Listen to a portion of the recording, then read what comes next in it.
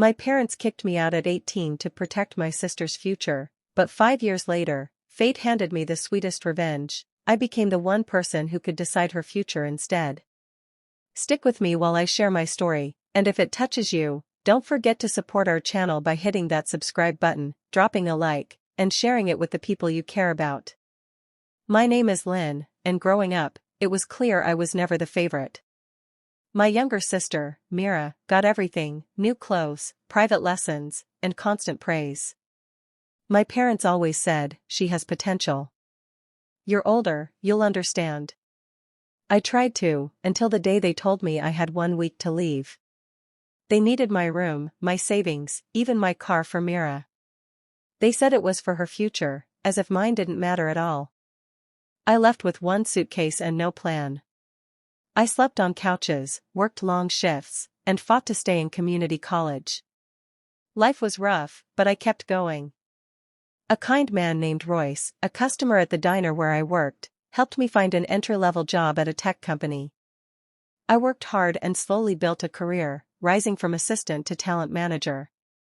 5 years later, I was leading interviews for a major hiring wave. When I saw Myra's name on the list, my heart stopped. She entered the room confident, but froze when she saw me. She tried to act like we were close, but the truth hung between us. She wasn't qualified. She wasn't prepared. And for the first time, I didn't have to sacrifice myself for her. I made the fair choice, something my parents never gave me. And walking away, I finally felt free. Growing up, I learned quickly that what I needed always came second. Whenever there was a choice to be made, my parents didn't even pretend to think about it. If Mira wanted a new jacket, the money that was supposed to go toward my school trip suddenly disappeared. If Mira needed tutoring, the savings set aside for my supplies were gone. Every part of my life seemed adjustable, flexible, easy to push aside, while everything related to her was treated like a delicate emergency. I remember asking once why things couldn't be fair, why I had to keep giving things up. My mom barely looked at me before repeating the same line she always used. "You're older, you'll understand." It didn't matter what the situation was, my cancelled activities, missed opportunities, or worn-out shoes, it all ended with that sentence. And every time, it felt like a door closing in my face. The strangest part was how normal it became. I learned not to ask for much. I stopped mentioning the clubs I wanted to join or the tools I needed for school. I knew what the answer would be before the conversation even started. Mira didn't act spoiled exactly, but she never questioned why things always worked out for her and not for me.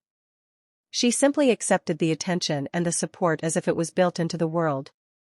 I tried to tell myself I was being dramatic, but deep down, I knew the pattern was real. My future was always negotiable. Hers was treated like something fragile and sacred. That quiet imbalance shaped our entire home life, like a shadow that followed me everywhere, reminding me that I was expected to give and she was expected to receive. A few days after my 18th birthday, when I was still trying to figure out what adulthood even meant, my parents called me into the living room. Their faces were tight, almost rehearsed. I didn't know it yet, but they were about to change my entire life with a single conversation. My dad started talking about realistic choices and long-term planning, phrases he never used with me before. Then he said they couldn't support 2 futures. At first, I didn't understand. I thought they were talking about cutting back on expenses or asking me to work more hours. But they meant something far different. They told me they were giving my bedroom to Mira so she could have a space designed for productivity. They said the money set aside for my next semester would be redirected because she had programs and training she couldn't miss. Then came the part that knocked the breath out of me: they were taking my car. They said she needed reliable transportation for her schedule and that I was old enough to figure something out. I just sat there, staring at them, waiting for someone to say it was a misunderstanding. No one did.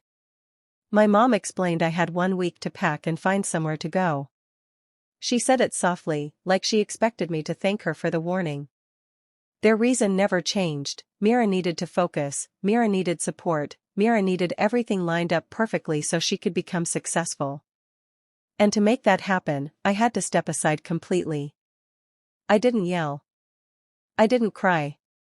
I felt something inside me go still, like a light being switched off. In that moment, I understood exactly where I stood in that house, useful until replaced, loved only when convenient, and now, suddenly, disposable.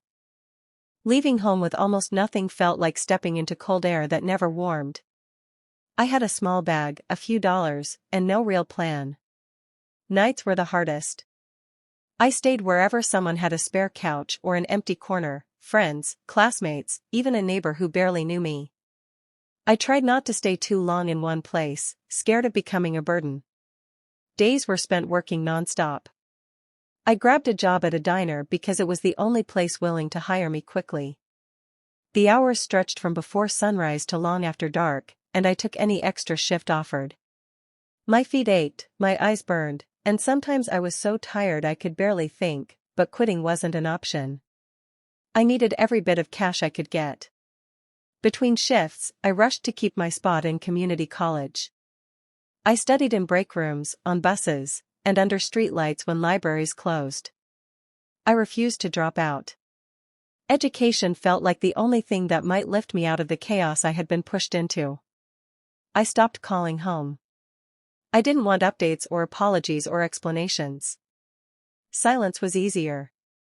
I blocked numbers, deleted messages, and built a wall between myself and anything that reminded me of the life I used to have.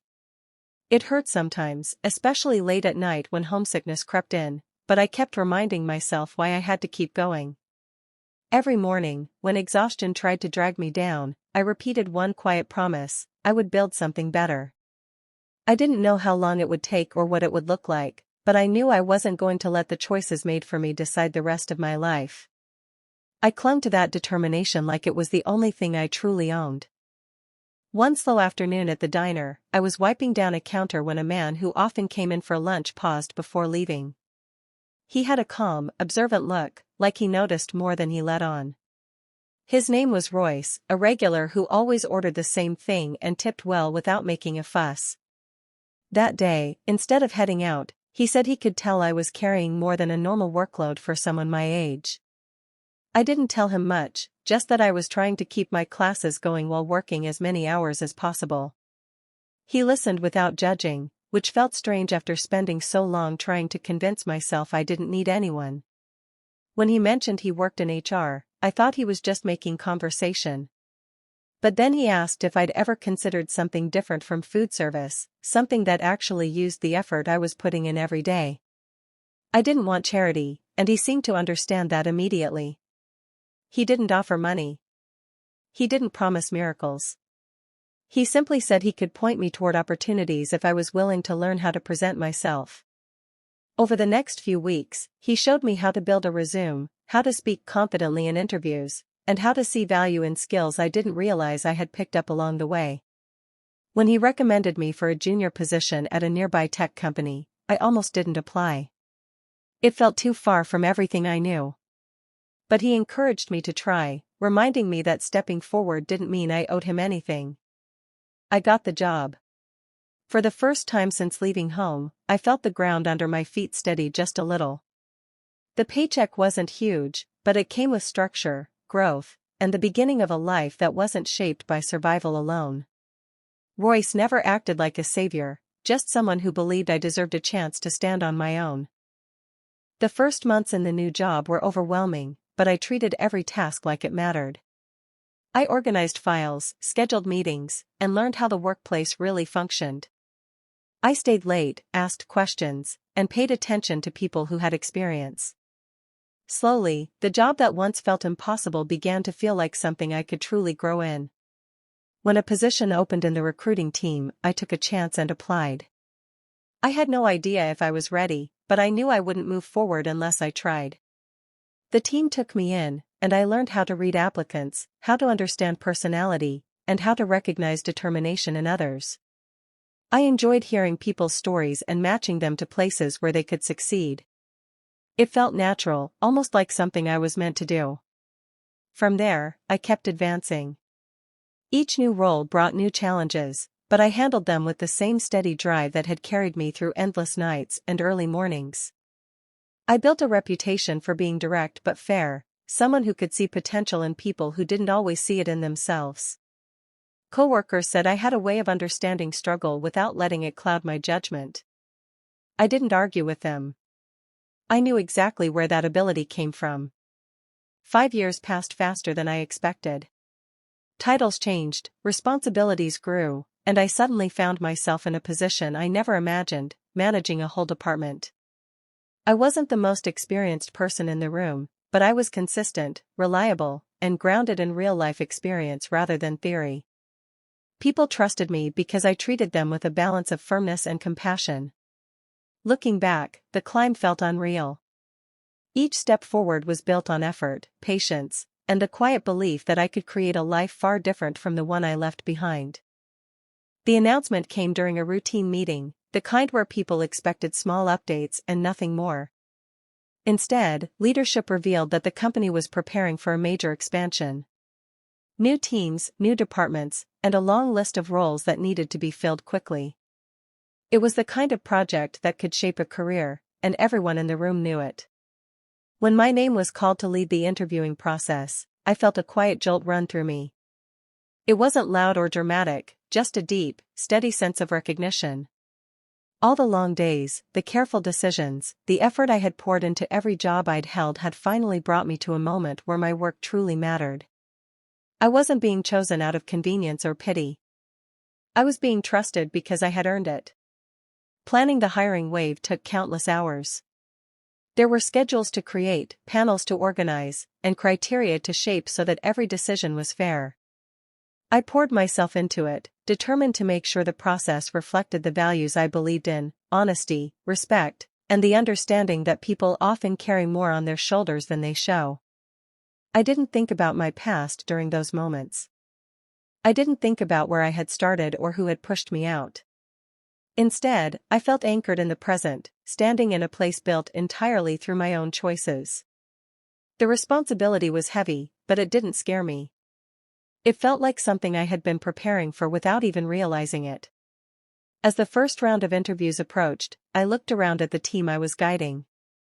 It struck me that this part of my life had nothing to do with the family I'd left behind. This was mine, every step, every achievement, every bit of progress. And for the first time, pride didn't feel fragile. It felt solid, earned, and entirely my own. I was going through the list of applicants late one evening, sorting through names the way I always did before a major round of interviews. It was routine work: scan, evaluate, categorize, prepare. My mind was focused, steady, almost calm. Then I saw a name that froze me in place. Mira. For a moment, I thought I was imagining it. Maybe it was someone with the same name, someone completely unrelated. But the last name was unmistakable, and the details confirmed it. My sister had applied to the very company where I had built my life from the ground up. A strange heaviness settled in my chest. It wasn't anger at first. It was a sharp, unexpected reminder of everything I had been forced to leave behind. Memories I tried not to revisit pushed their way forward: the night I was told to pack, the urgency in their voices when they said she needed everything I had, the quiet resignation that followed. I had worked so hard to create distance, to build something untouched by those years. Seeing her name cut through all of that in an instant. She had been the center of every excuse, every sacrifice. The one whose needs had overshadowed my own completely. And now, without warning, she was stepping into a space I had built entirely without them. My hands hovered over the screen while I tried to steady my breathing. The professional part of me knew I had to treat her like any other candidate, but the personal part felt an echo of the old hurt I thought I had buried. It wasn't jealousy. It wasn't bitterness. It was the shock of realizing the past wasn't as distant as I believed. I sat back, letting the reality sink in. Life had brought her to my doorstep, not as family, not as a shadow, but as an applicant. And whether I wanted it or not, I would have to face her. The night before her interview slot, I lay awake longer than I wanted, staring at the ceiling while emotions I hadn't felt in years stirred inside me. I thought I had closed that chapter, but knowing I would be sitting across from her reopened everything. Memories I avoided for so long pressed in, being pushed aside, being told to leave, watching my life get dismantled piece by piece so hers could look brighter. Those feelings didn't come back gently. They came in sharp, uneven waves. Fear whispered that seeing her again would pull me backward. Anger reminded me of everything I had been forced to give up. Sadness crept in at the edges, carrying the weight of a childhood where I always stood in the background. For a moment, I wondered if I should step away, hand her file to someone else, avoid the situation completely. It would have been the easier path. But then something steadier rose beneath all of that, something I didn't have years ago. I wasn't the girl scrambling for a place to sleep anymore. I wasn't the person begging for recognition in a house where my efforts meant nothing. I had spent years building a life without their guidance, carving a place where my decisions mattered. And now, for the first time, I wasn't the one being pushed out. I was the one sitting in the seat that determined outcomes. That realization didn't make me cruel. It didn't make me triumphant. It simply grounded me. I understood that avoiding her would give the past more control than it deserved. So I chose differently. I decided I would sit across from her, calm and steady, not as the sister she once overshadowed, but as the professional I had fought to become. I would evaluate her fairly, without bending, without shrinking. I would not hide. When Mira walked into the room, she carried herself with that familiar air of self-assurance, the same one that used to fill our house and make me feel invisible. But the moment her eyes landed on me, the confidence wavered. She froze for a heartbeat, lips parting slightly as if she hadn't expected to see me here, in this position, in control. Her composure cracked in the smallest ways, a quick blink, a hesitant step, a sudden tightening of her shoulders. She tried to recover almost instantly, putting on a smile that didn't reach her eyes. She greeted me warmly, almost too warmly, as if exaggerating affection could erase the years between us. "It's good to see you," she said, voice higher than usual. I could see her glancing at the other panelists, hoping they wouldn't notice the tension, hoping her carefully constructed mask would hold. I nodded politely and gestured for her to sit, keeping my expression neutral. Every part of me was alert, studying not just her words, but the small tells, the subtle cracks, the nervous rhythm she couldn't fully control. She answered the first few questions smoothly, almost rehearsed, relying on charm and surface-level knowledge. But underneath, I could see the hesitation, the uncertainty. It was faint, but unmistakable. For the first time in our relationship, the dynamic had shifted. She was no longer the center of attention, no longer the one receiving the spotlight automatically. Here, in this room, I held the authority, and she had to navigate it carefully. And though I kept my face calm, my mind recorded every moment, every stumble, every flicker of recognition that our roles had changed entirely. As we moved into the competency portion of the interview, the carefully constructed version of Mira began to falter. Questions that should have been simple made her pause, hesitation creeping into her voice. The charm she relied on slipped away, replaced by an almost fragile uncertainty.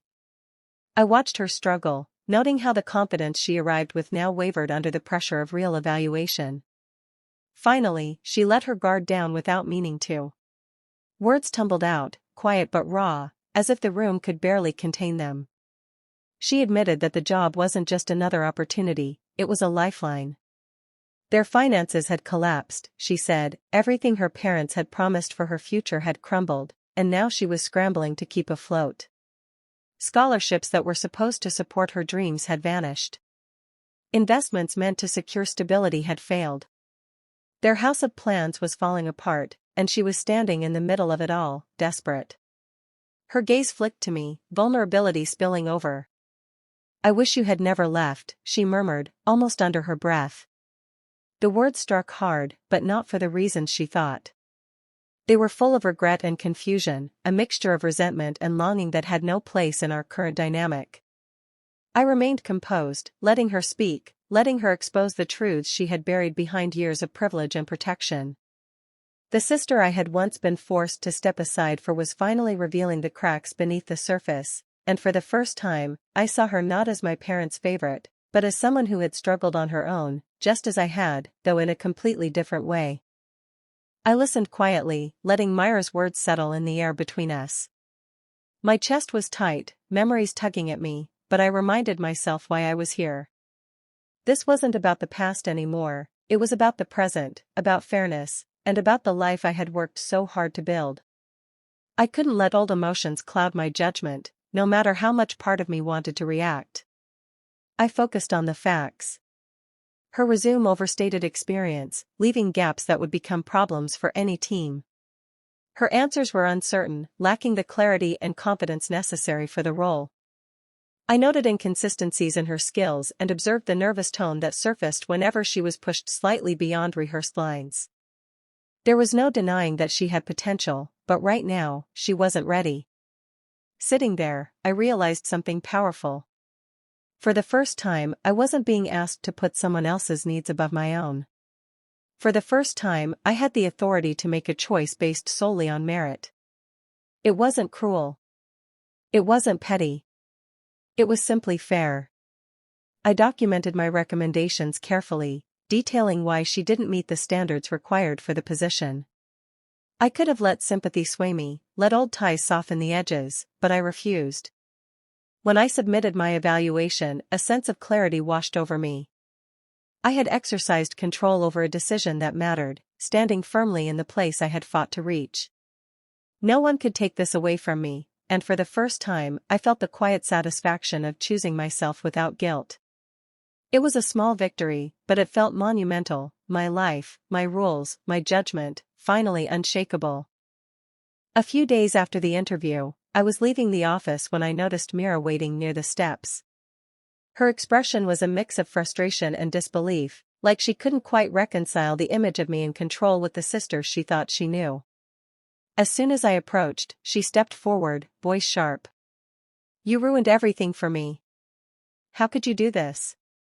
I stayed calm, steadying my breathing.